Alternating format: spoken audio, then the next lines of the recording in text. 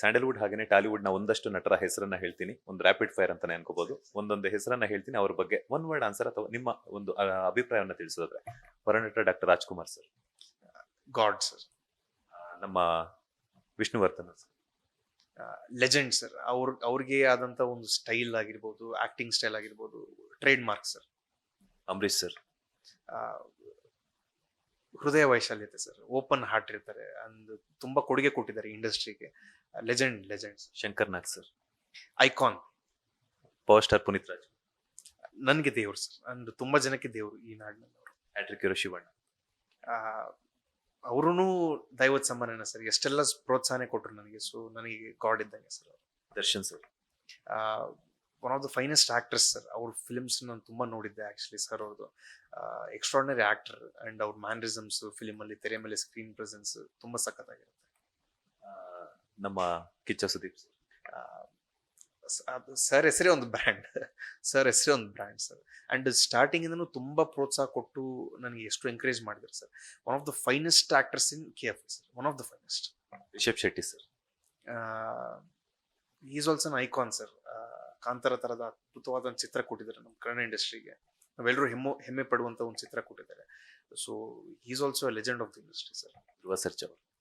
ನನ್ನ ಅಣ್ಣ ಇದ್ದಂಗೆ ಸರ್. ಪಾಪ ಈ ಸಿನಿಮಾ ರಿಲೀಸ್ ಆದಾಗ್ಲೂ ಪಾಪ ಫೋನ್ ಮಾಡಿ ತುಂಬಾ ಪ್ರೋತ್ಸಾಹ ಕೊಟ್ಟಿದ್ರು. ಅವ್ರಿಗೆ ನಿರಂತರ ಅಪ್ಡೇಟ್ ಇರ್ತಾ ಇತ್ತು ಸಿನಿಮಾದ ಬಗ್ಗೆ. ಏನಾದ್ರು ಒಳ್ಳೇದೇನಾದ್ರು ಬಂದಾಗ, ತೆರೆ ಮೇಲೆ ಔಟ್ಪುಟ್ ಬಂದಾಗ ಫೋನ್ ಮಾಡಿ ತುಂಬಾ ಪ್ರೋತ್ಸಾಹ ಕೊಡ್ತಾ ಇದ್ರು ಅಣ್ಣವರು. ಈಗ ಟಾಲಿವುಡ್ ವಿಚಾರಕ್ಕೆ ಬರೋಣ.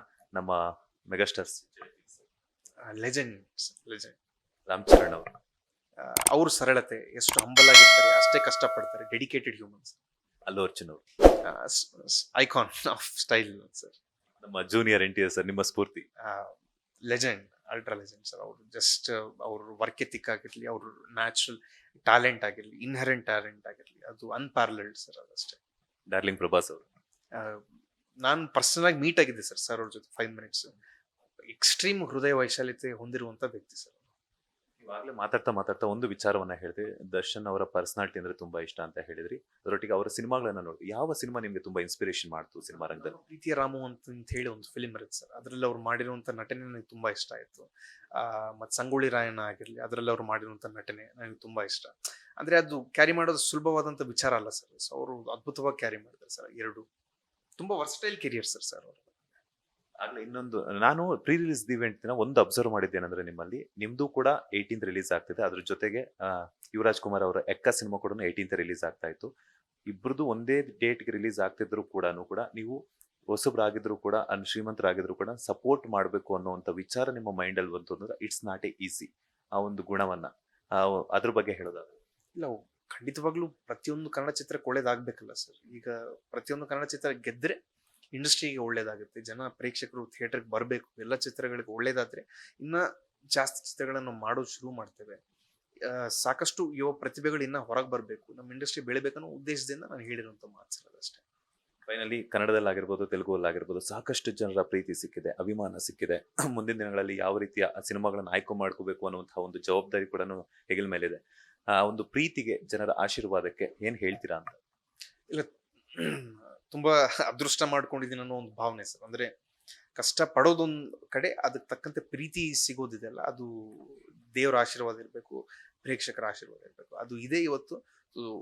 ತುಂಬಾ ಸಂತೋಷ ಆಗುತ್ತೆ. ಇನ್ನ ಚಿತ್ರಮಂದಿರಗಳಲ್ಲಿ ಅದ್ಭುತವಾಗಿ ಓಡ್ತಾ ಇದೆ ಸಿನಿಮಾ. ಒಂದ್ ವೇಳೆ ನೀವು ನೋಡಿಲ್ಲ ಅಂದ್ರೆ ಖಂಡಿತವಾಗ್ಲೂ ಕುಟುಂಬದ ಸಮೇತ ಹೋಗಿ ಚಿತ್ರ ನೋಡಿ ಖಂಡಿತವಾಗ್ಲೂ ಇಷ್ಟಪಡ್ತೀರ ಅನ್ನೋದು ಹೇಳಕ್ ಇಷ್ಟಪಡ್ತೀನಿ. ಅಷ್ಟಲ್ಲಿ ಮರ್ತೇ ಹೋಗ್ಬಿಟ್ಟೆ ಶ್ರೀಲೀಲಾ ಅವ್ರ ಬಗ್ಗೆ ಹೇಳೋದಾದ್ರೆ. ನಾನು ಹೇಳಿದೆಲ್ಲ ಸರ್, ಡೆಡಿಕೇಟೆಡ್ ಸರ್.